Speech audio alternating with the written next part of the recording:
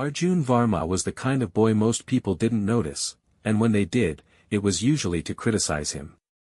17 years old, tall but thin, with a constant look of distraction in his eyes, he gave the impression of someone who wasn't fully present. Teachers called him lazy, classmates teased him as the boy who's always somewhere else, and relatives shook their heads when they spoke about him at family gatherings. If you asked them, they'd tell you, Arjun. Nice enough boy, but not very bright. They were wrong. The boy no one understood. Arjun lived in Bhopal with his parents and younger sister in a modest two-room house with peeling paint and a flat roof. His father, Rajesh Varma, ran a small grocery shop on the corner of their street. Rajesh believed life had a simple formula: study well, get a degree, get a stable job. Anything outside that formula was a waste of time. Arjun's report cards were a constant disappointment. Another failed math test. Rajesh would say, tossing the paper on the table. You're 17. This is the age to prove yourself.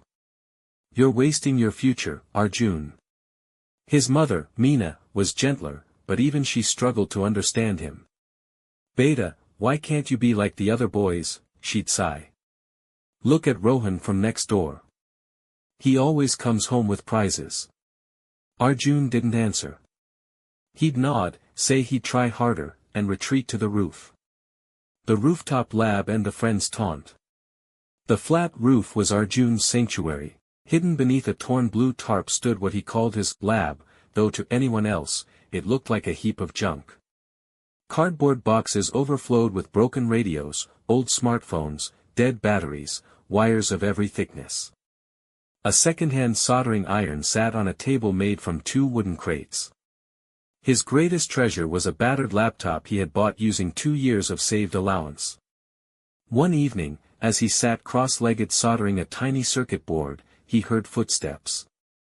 It was his childhood friend Ramesh. Ramesh peeked under the tarp, then laughed. What is all this, Arjun? Scrap metal and burnt wires? You're still wasting time on this robot thing? Arjun didn't look up. It's not wasting time. I'm building something important. Ramesh smirked. Important? You're not some genius scientist. You can't even pass your math exams. Stop pretending you're special, you're just making rewards for your own failure. The words stung more than Arjun admitted. But instead of arguing, he quietly placed the circuit into the robot's chest plate. Every day followed the same pattern: morning, school and humiliation. Afternoon, helping at his father's shop. Evening to late night, working in the lab. He taught himself coding from free online courses, soldering from a retired electrician who lived nearby, and AI design from forums where strangers answered his endless questions. By the time he turned 22, the robot stood complete. It was human-sized, with a sleek metallic frame, smooth motor movements, and glowing blue eyes.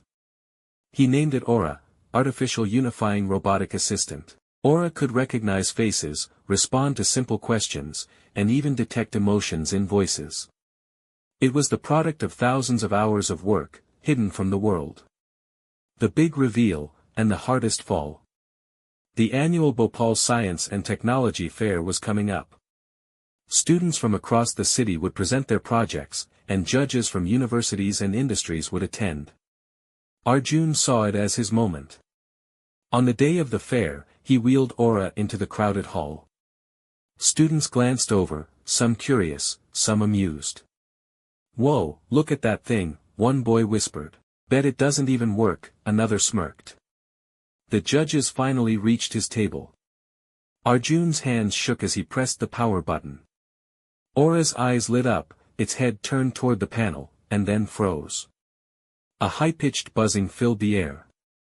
The robot's right arm twitched violently, its head jerked sideways, and its voice crackled, hell, low, sis, tem, air. A loud pop came from inside its chest.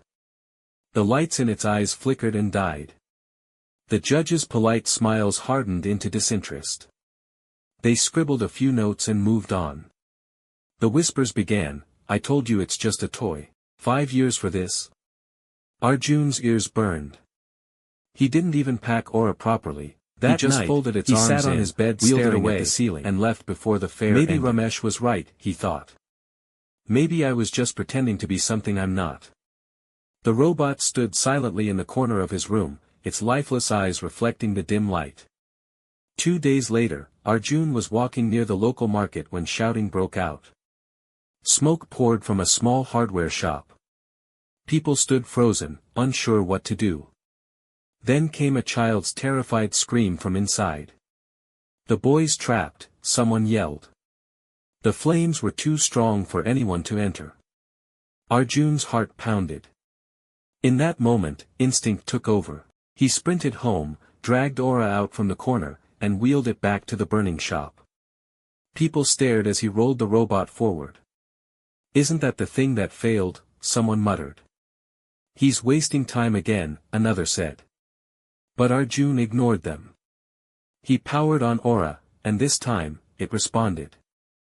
Through the smoke, its thermal sensors located the child in the far corner. With careful, mechanical steps, Aura navigated fallen shelves and debris. It lifted a heavy wooden beam that blocked the child, cradled the coughing boy in its arms, and carried him out to safety. The crowd erupted in cheers. Someone captured the entire rescue on video. Overnight fame. Within hours, the footage spread online. Headlines read, "Local boys, failed robot saves life in fire."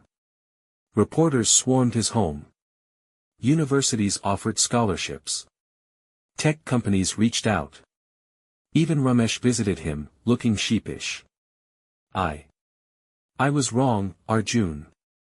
You are a genius. Arjun smiled faintly. No. I'm just someone who didn't stop. Months later, Arjun stood on the stage of an international robotics conference. Engineers, scientists, and students from around the world listened as he spoke. They laughed when my robot failed at the fair, he said. And it did fail, but that failure made me go back and improve it. 2 days later, that same robot saved a life. Don't let people's opinions stop you. Sometimes the thing they laugh at today will be the thing they applaud tomorrow. The hall erupted in applause.